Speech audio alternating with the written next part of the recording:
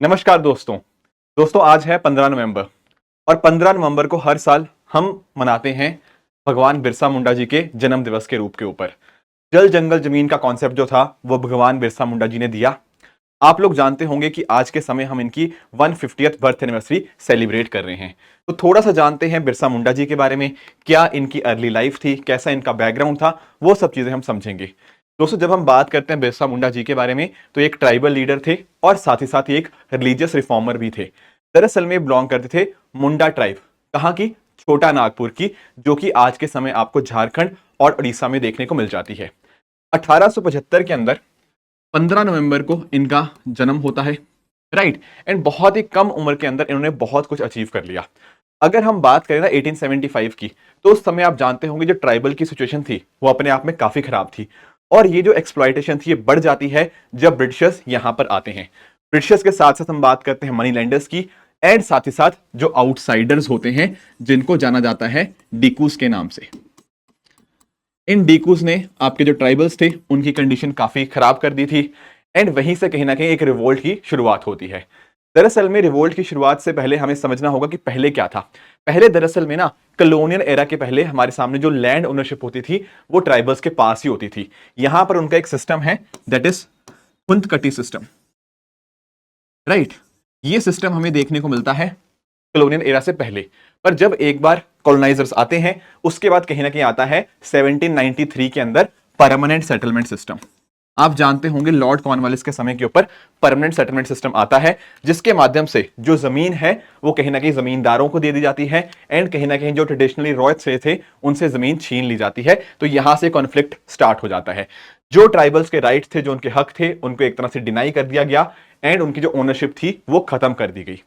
ये चीजें तो हो ही रही थी, plus at the same time एक कॉन्सेप्ट आता है यहां पर बेगार का। बेगार यानी कि आपका जो फोर्स्ड लेबर होता है वो भी यहां पे ट्राइबल्स द्वारा करवाया गया। आग में घी डालने का काम किया फेमाइंस ने।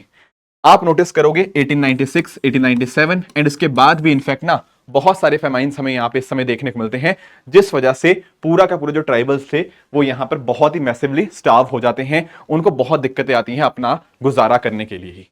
एंड यहीं से शुरुआत होती है मुंडा रेबेलियन की।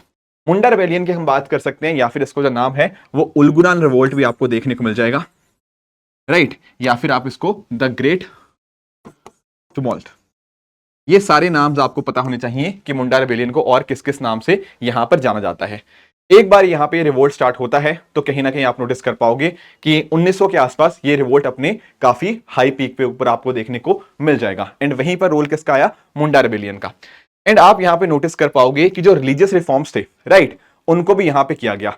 एक्चुअल में अगर मैं बात करूं ना, रिफॉर्म्स इतने ज्यादा इंपॉर्टेंट इसलिए हो जाते हैं ट्राइबल एरिया के अंदर क्योंकि यहां पर जो आपके रिफॉर्म्स की वजह से ही जो ट्राइबल एरियाज के लोग होंगे उनके जिंदगी के अंदर एक आएगा बदलाव। एंड वहीं से आप नोटिस कर पाओगे जो एक सेक्ट था वो था बिरसायत का सेक्ट, राइट। बिरसायत, ये एक सेक्ट इस तरह से मुंडा, जो आपके बिरसा मुंडा जी थे, उनके द्वारा यहां पर स्टार्ट किया जाता है ताकि लोगों के अंदर रिफॉर्म्स किए जा पाए। किस तरह की उनकी आदतें हैं वो यहां पे हम ला पाए, उनके अंदर क्या चेंजेस ला पाए एंड कैसे कैसे उनको हम चीजें समझा पाए, इसके लिए इंपॉर्टेंस था। जैसे फॉर एग्जाम्पल क्रिश्चियनिटी के अंदर जो कन्वर्जन था ना वो काफी ज्यादा देखने को मिलता था ब्रिटिशर्स के समय के ऊपर। इनफैक्ट जब मैं बात करता हूं बिरसा मुंडा जी की तो उनको भी क्रिश्चियनिटी के अंदर कन्वर्ट किया गया था।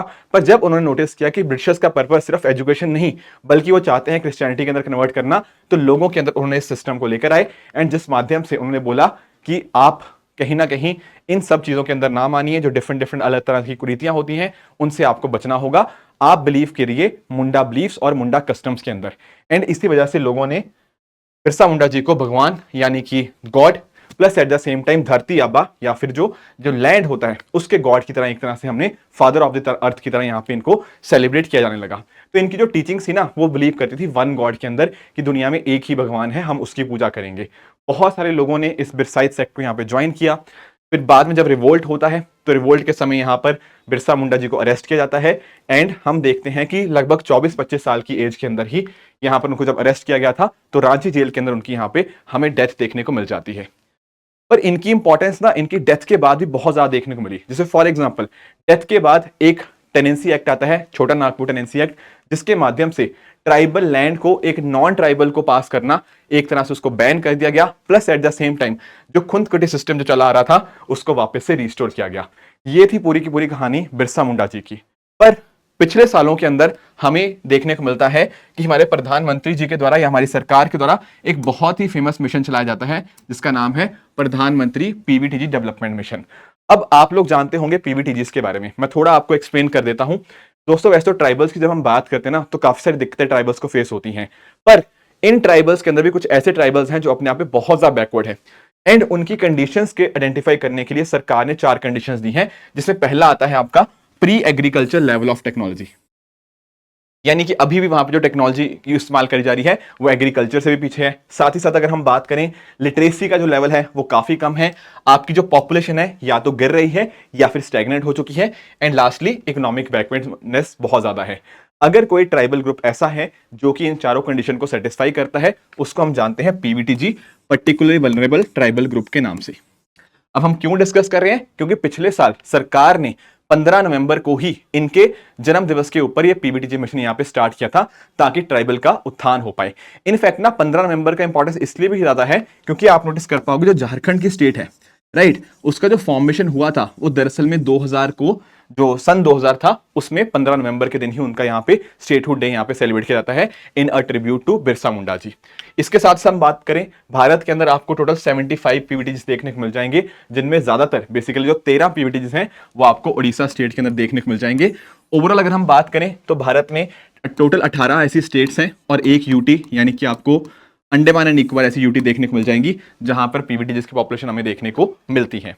अब पिछले साल के अंदर हमने जो यहां पर पीवीटीजी के लिए मिशन चलाया था जिसको आप पीएम जनमन के नाम से या फिर पीएम जनजाति आदिवासी न्याय महाअभियान के नाम से जानते हो, इसके माध्यम से डिफरेंट फैसिलिटीज हमने यहाँ पे इनको प्रोवाइड करने की कोशिश करी है। जो हमारी मोटा मिनिस्ट्री है, मिनिस्ट्री ऑफ ट्राइबल अफेयर्स, वो यहाँ पर नोडल मिनिस्ट्री है, पर इसके साथ साथ बहुत सारी और मिनिस्ट्रीज भी काम कर रही हैं। फॉर एग्जाम्पल अच्छा पानी चाहिए तो उसके लिए मिनिस्ट्री ऑफ जल शक्ति हो गया, घर के लिए हमारे पास मिनिस्ट्री ऑफ, ठीक है, urban affairs, housing and urban affairs हो गया।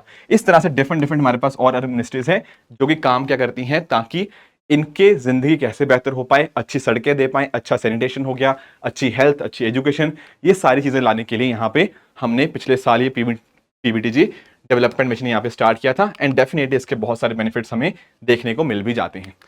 दोस्तों ये थी एक हिस्ट्री जो हमने यहाँ पे डिस्कस करी मुंडा रेबिलियन की भी और साथ ही साथ पीवीटीजी डेवलपमेंट मिशन की। अब आपके सामने 2 क्वेश्चंस हैं। यूपीएससी ने क्वेश्चन पूछा था 2019 के अंदर, ये है आपका क्वेश्चन नंबर 1। इसका आंसर आप मुझे कमेंट्स में बताइएगा इनमें से कौन सा ठीक है एंड कौन सा गलत है।